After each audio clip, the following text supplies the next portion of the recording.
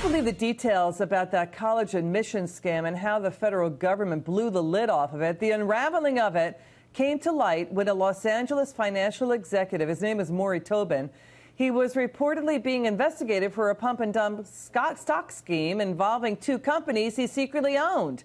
He then tipped off the authorities in exchange for leniency.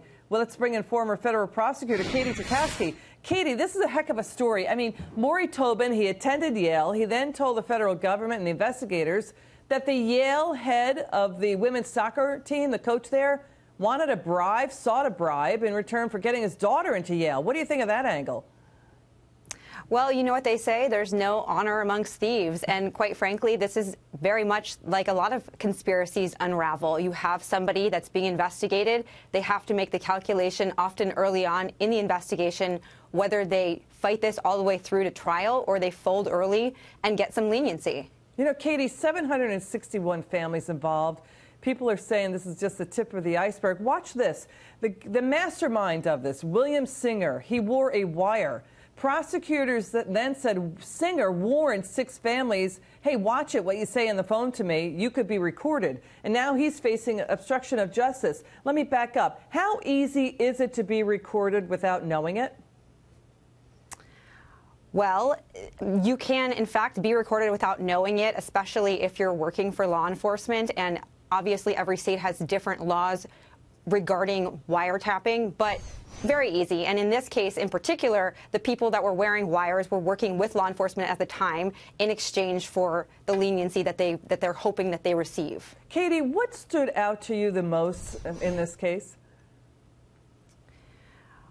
Well, I think what stood out the most really is the brazenness and the extreme lengths that these parents and these people went to get their children in. I think that's what really resonates with a lot of people is how far they went. This wasn't just paying a little bit of money and getting a kid in. This was going very, very far to ensure that that happened, and totally different than the quote-unquote legal ways of donating money or being a legacy somewhere, which may be unfair, but is perfectly legal. This is just brazen and totally criminal in every respect. You know, you felt, people knew on the face of it that the system felt rigged against American families. In other words, that colleges were setting aside spots for athletes, rather, to come in when students with high academic grades were not getting in. It just felt more and more like a business, not, a nonprofit educational system, right?